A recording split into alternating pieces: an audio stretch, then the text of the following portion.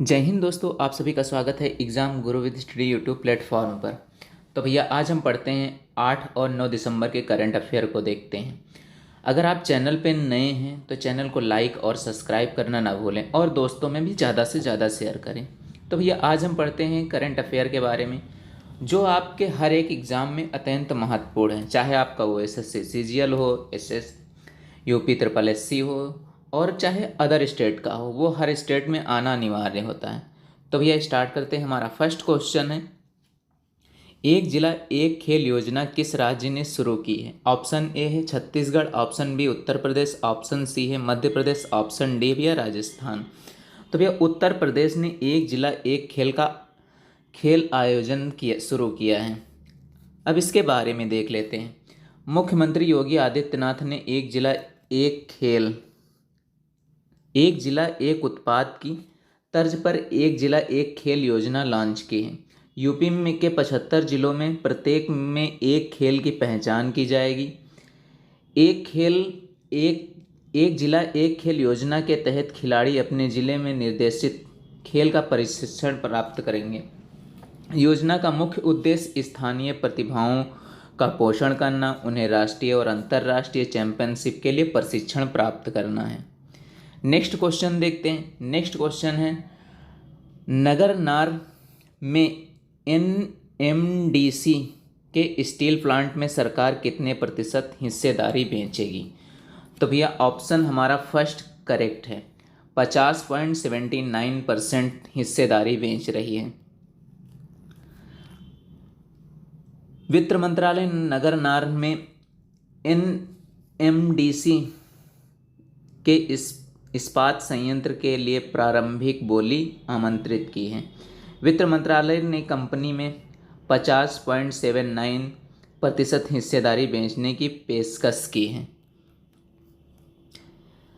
नगर नार में एनएमडीसी का इस्पात संयंत्र अभी पूरी तरह से चालू होना बाकी है। इसे 3 मिलियन टन प्रति वर्ष की स्टील बनाने की क्षमता के लिए स्थापित किया गया था। यह भी छत्तीसगढ़ के जगदलपुर से 16 किलोमीटर दूर स्थित है। इसका भैया फुल फॉर्म क्या है एनएमडीसी का? National mineral development corporation. Next question भैया देखते हैं। हमारा नेक्स्ट क्वेश्चन है, brain hearts of Bharat vignettes from India history के लेखक कौन हैं? तो भैया इसके लेखक हैं, ऑप्शन ए है साहिल सेठ, ऑप्शन बी है शशि थरूर, ऑप्शन सी है विमल जमाल और ऑप्शन डी है विक्रम संपत। तो भैया इसका ऑप्शन लास्ट करेक्ट है, ऑप्शन डी करेक्ट है, विक्रम संपत हैं। अब इसके बारे में जान लेते हैं।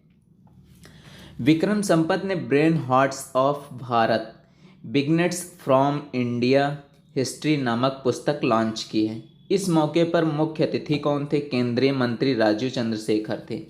यह 15 लंबे समय भुलाए गए ज़्यादातर अपेक्षित भारतीयों की कहानी है। नवीनतम पुस्तक के बारे में देख लेते हैं और उनके राइटर के बारे में जान लेते हैं।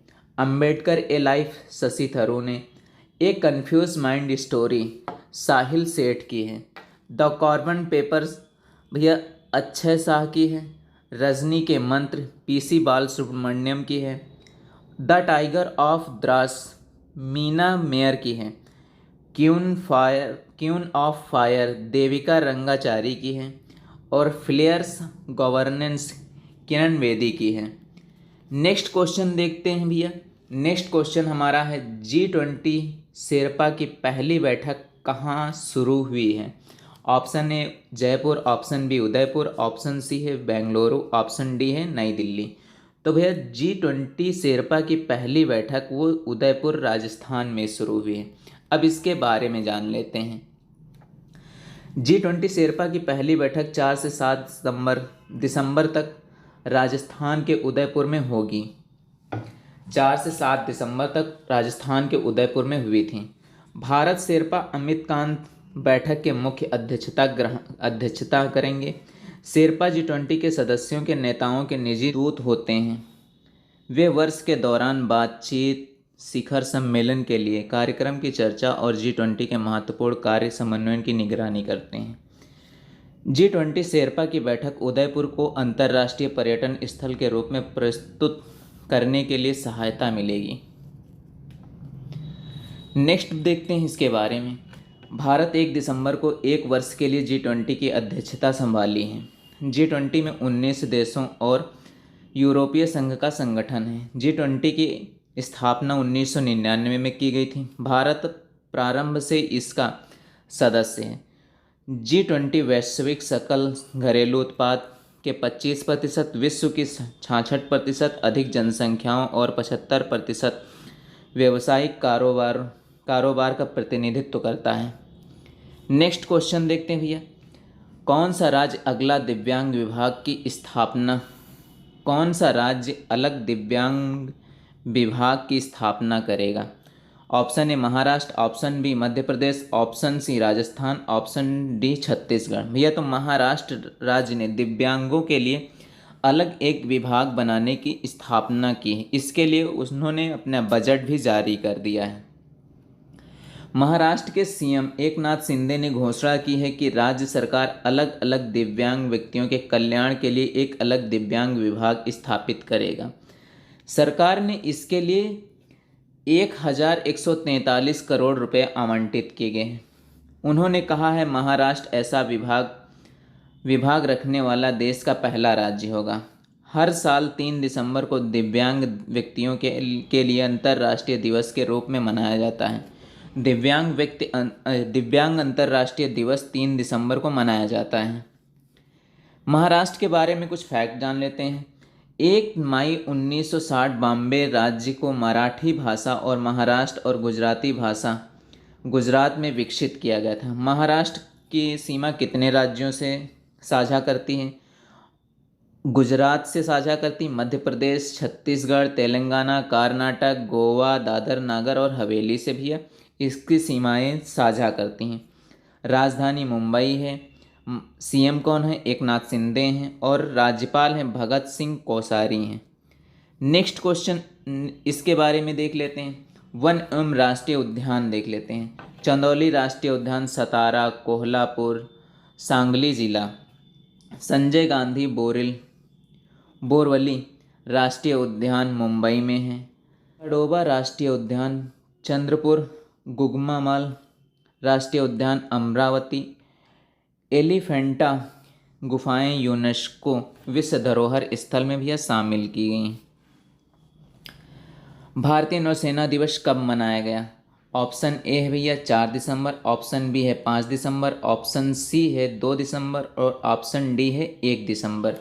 1 दिसंबर को भैया मनाया जाता है, एड्स दिवस मनाया जाता है। और भारतीय नौसेना दिवस कब मनाया गया है? तो भारतीय नौसेना दिवस 4 दिसंबर को मनाया गया। हमारा फर्स्ट ऑप्शन करेक्ट है। अब इसके भारतीय नौसेना दिवस के बारे में जानते हैं। भारत नौसेना दिवस इस बार पहली बार पूर्वी नौसेना कमान विशाखापट्टनम में मनाया गया।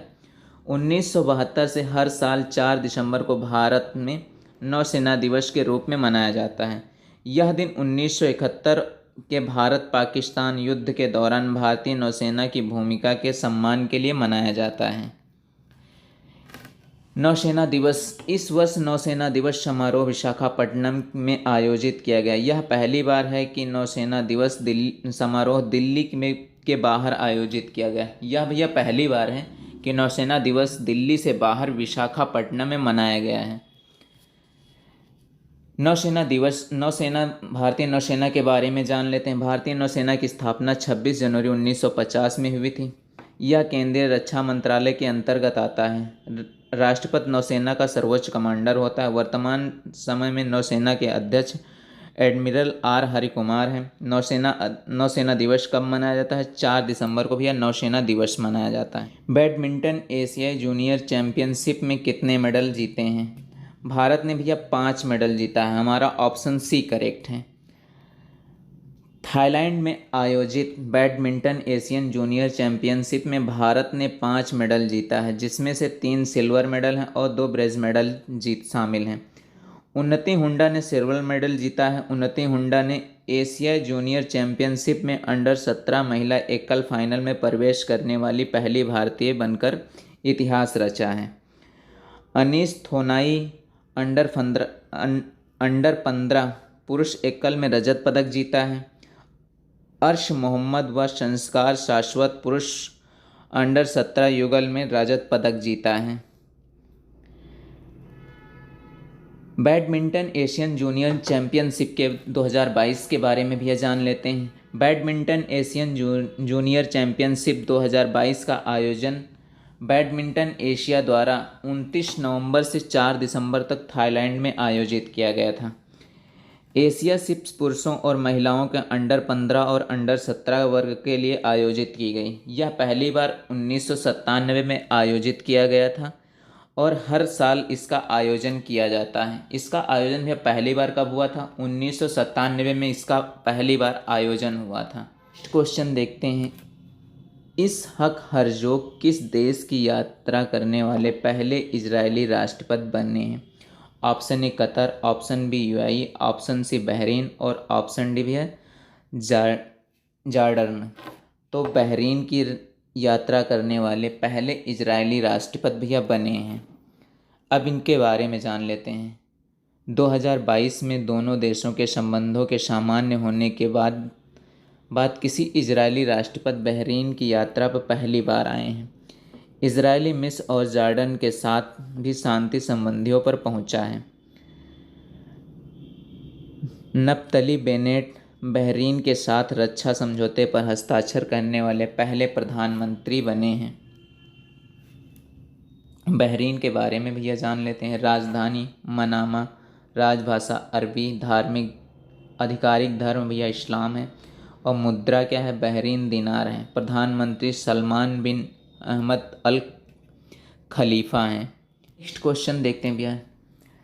New York film critics circle award 2022 में सर्वश्रेष्ठ निर्देशक का किसे प्राप्त हुआ है? तो भैया एस राजामौली को New York film critics circle award 2022 से सम्मानित किया गया है। अब इसके बारे में जान लेते हैं। इन्हें भी यह पुरस्कार RRR के लिए मिला हुआ है। फिल्म निर्माता S Rajamouli New York film critics circle में RRR के लिए सर्वश्रेष्ठ निर्देशक पुरस्कार जीता है। न्यूयॉर्क फिल्म क्रिटिक्स सर्कल पुरस्कार की स्थापना भी 1935 में की गई थी। यह अमेरिका का सबसे पुराना क्रिटिक्स ग्रुप है। इसे अंतर्राष्ट्रीय पुरस्कार समारोह का आयोजन अगले साल 2023 जनवरी में होगा। RRR ने अपने प्रदर्शन के दौरान वर्ल्ड वाइड बॉक्स ऑफिस पर 1000 करोड़ से ज़्यादा की कमाई की है। यह फिल्म हाल ही में चीनी थिएटर में दिखाई गई और दर्शकों द्वारा इसकी खूब प्रशंसा की गई है। नेक्स्ट क्वेश्चन भैया देखते हैं। अबू धाबी में हो रही अंतरिक्ष परिचर्चा में भारत की तरफ से कौन शामिल हुआ है? Option A Bhupendra Yadav, option B Anurag Thakur, option C है भैया डॉक्टर जितेंद्र सिंह और ऑप्शन डी है एस जयशंकर। तो भैया कौन शामिल हुआ है? डॉक्टर जितेंद्र सिंह शामिल हुए हैं। अब इनके बारे में जान लेते हैं। परमाणु ऊर्जा और अंतरिक्ष राज्य मंत्री डॉक्टर जितेंद्र सिंह ने 5 दिसंबर को यूएई में शुरू अबू धाबी अंतरिक्ष पर चर्चा के लिए भारतीय प्रतिनिधिमंडल का नेतृत्व किया। उन्होंने इजरायल के राष्ट्रपति के साथ में उद्घाटन सत्र को भी संबोधित किया है। संयुक्त अरब अमीरात का पहला नॉन सैटेलाइट नाइफ-1 पर्यावरण अंतरिक्ष डेटा एकत्र करने के लिए श्रीहरिकोटा से PSLV द्वारा प्रक्षेपित किया गया था। जुलाई 2020 में यूएई ने होपो प्रोब नाम का अपना मंगल मिशन अंतरिक्ष में भेजा, जिसने फरवरी 2021 में मंगल की कक्षा में प्रवेश किया था। यह उपलब्धि हासिल करने वाला यूएई पहला अरब देश और विश्व का 6वां देश है। ये भी जरूर याद रखिएगा, विश्व का 6वां देश बन गया है। वैश्विक विमानन सुरक्षा रैंकिंग में भारत की रैंक क्या है? Option A 60, option B 58, option B भैया 38 और ऑप्शन डी 48। वर्तमान समय में वैश्विक विमानन सुरक्षा रैंकिंग में भारत की रैंक भैया 48 है। हमारा डी ऑप्शन भैया करेक्ट है। वैश्विक विमानन सुरक्षा रैंकिंग अंतर्राष्ट्रीय नागरिक उड्डयन संगठन के द्वारा जारी की जाती है। सिंगापुर रैंकिंग में शीर्ष पर है। सिंगापुर भैया रैंकिंग में शीर्ष स्थान है। संयुक्त अरब अमीरात और दक्षिण कोरिया क्रमशः दूसरे और तीसरे स्थान पर हैं। 4 साल पहले भारत 102 स्थान पर था। वर्तमान समय में भैया भारत का स्थान 48 नंबर पे है। चीन 49वें स्थान पर है। अंतर्राष्ट्रीय नगर विमानन उड्डयन के भैया हम बारे में जान लेते हैं। इसकी स्थापना 1947 में हुई है। यह संयुक्त राष्ट्र का एक विशेष एजेंसी है। यह सुरक्षा और व्यवस्थित विकास सुनिश्चित करने के लिए अंतर्राष्ट्रीय हवाई परिवहन की योजना और विकास को बढ़ावा देता है। देखते हैं नॉइज ने अपना ब्रांड एम्बेसडर किसे नियुक्त किया है। Option A Rohit Sharma, option B Hardik Pandya और ऑप्शन डी सी है भैया ऋषभ पंत और ऑप्शन डी है विराट कोहली। तो भैया किसे नॉइज का अपना ब्रांड एम्बेसडर नियुक्त किया है, तो भैया विराट कोहली को नियुक्त किया है। हमारा ऑप्शन भैया डी करेक्ट है। अब इसके बारे में जान लेते हैं। भारत ने प्रमुख connected lifestyle tech brand Noise ने युवा आइकन विराट कोहली को अपना स्मार्ट वॉच का अपना नया ब्रांड एम्बेसडर नियुक्त किया है। नेक्स्ट क्वेश्चन देखते हैं भैया। एनपीसीआई ने यूपीआई वैक्यूम कैप डेडलाइन को कितने साल के लिए बढ़ा दिया गया है। ऑप्शन ए 4 साल के लिए, ऑप्शन बी 1 साल के लिए, ऑप्शन सी 5 साल के लिए, ऑप्शन डी 2 साल के लिए। तो भैया एनपीसीआई ने यूपीआई वैक्यूम कैप को डेडलाइन को 2 साल के लिए बढ़ा दिया है। हमारा डी ऑप्शन भैया करेक्ट है। अब इसके बारे में जान लेते हैं। National payment corporation of India ने यूपीआई यूज करने वाली थर्ड पार्टी ऐप यानी गूगल पे, फ़ोन पे, पेटीएम वाली कंपनियों को बड़ी राहत दे दी है। देश में मौजूदा गूगल फ़ोन पर जैसे गूगल पे, फ़ोन पे, पेटीएम जैसे यूपीआई भुगतान ऐप सहित अन्य ऐप पर लेन देन की सीमा को लिमिटेड करने के लिए NPCI national payment corporation of India ने सीमा बढ़ा दी है। इसे 2 साल के लिए बढ़ाकर 31 दिसंबर 2024 तक टाल दिया गया है। नेक्स्ट क्वेश्चन भैया देखते हैं। ओशियन वेव एनर्जी कन्वर्टर को किसने विकसित किया है। Option A IIT Dehradun, option B IIT Madras, option C है भैया आईआईटी अहमदाबाद, ऑप्शन डी है आईआईटी खड़गपुर।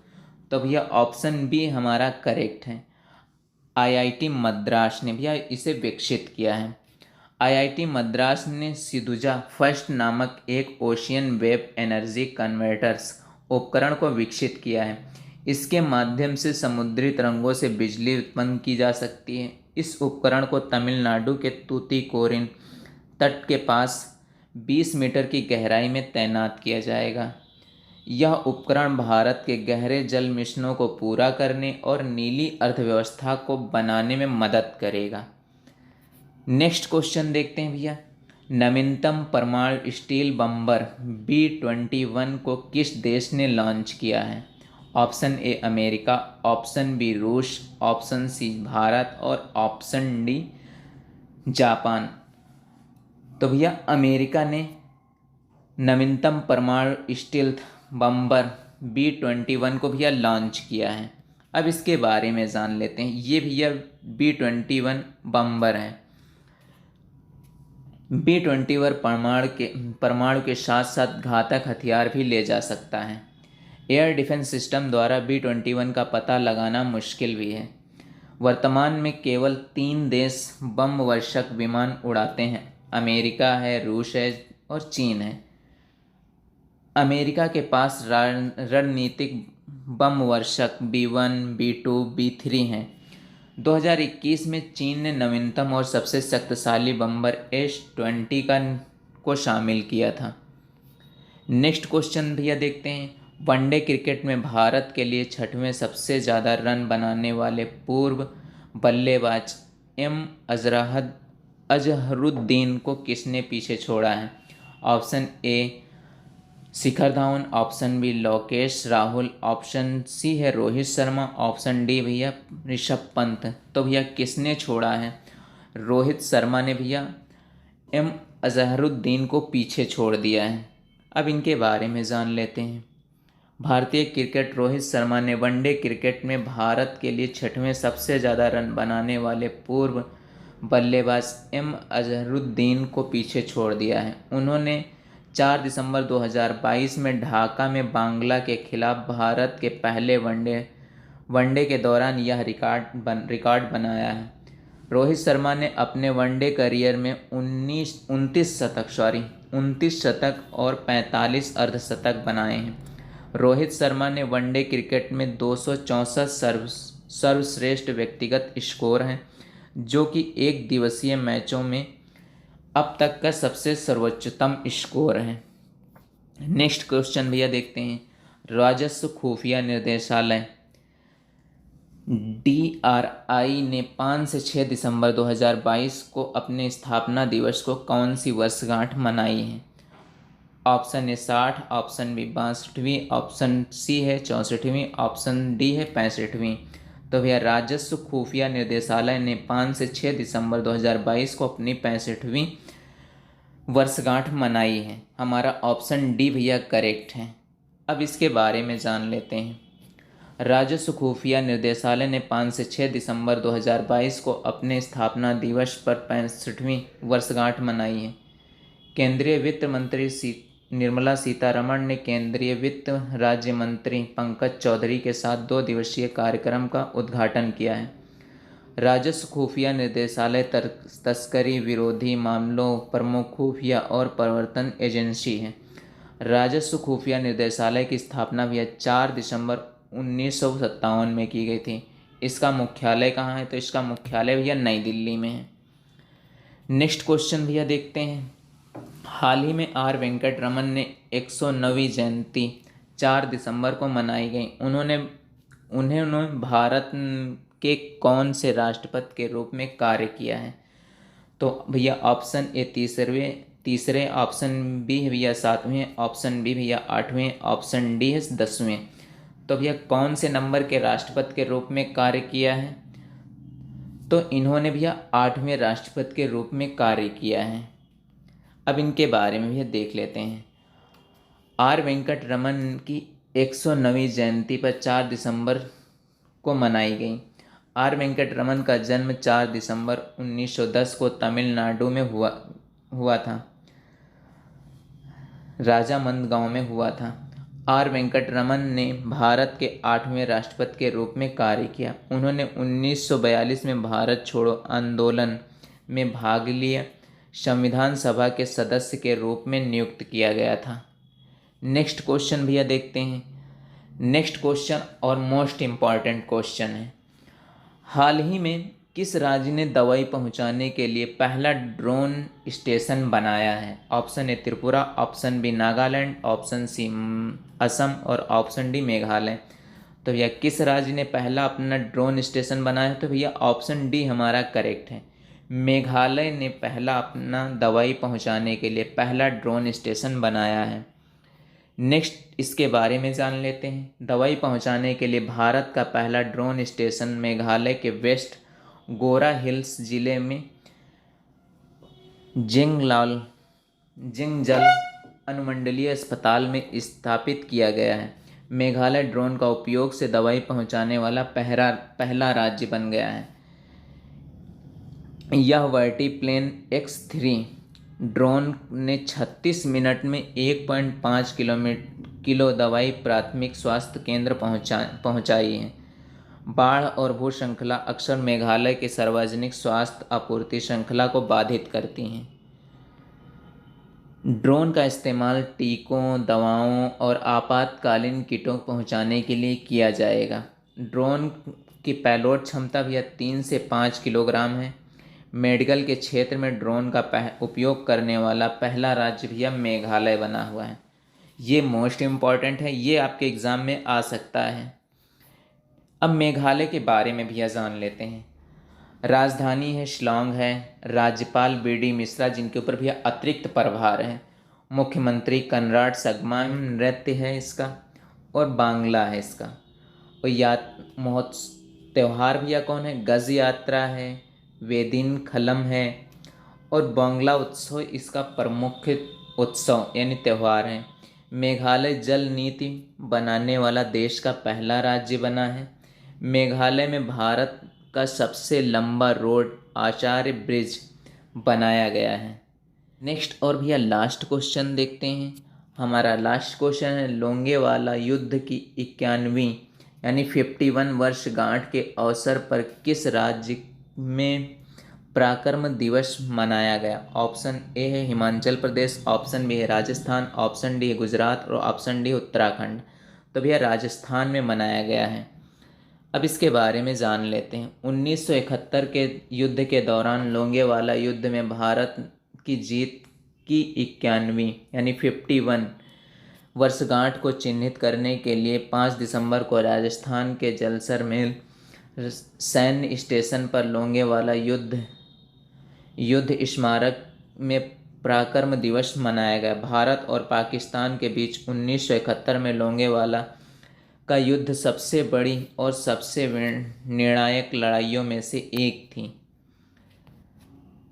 भारत और पाकिस्तान के बीच लोंगेवाला युद्ध लड़ाई में 120 सैनिक, भारतीय सैनिक और 4 आहर विमान और लगभग 2000 से 3000 पाकिस्तानी सैन्य बलों और 3 से 40 टैंकों के बीच लड़ाई लड़ी गई थी। इस युद्ध में पाकिस्तानी सेना को भारी नुकसान पहुंचाया।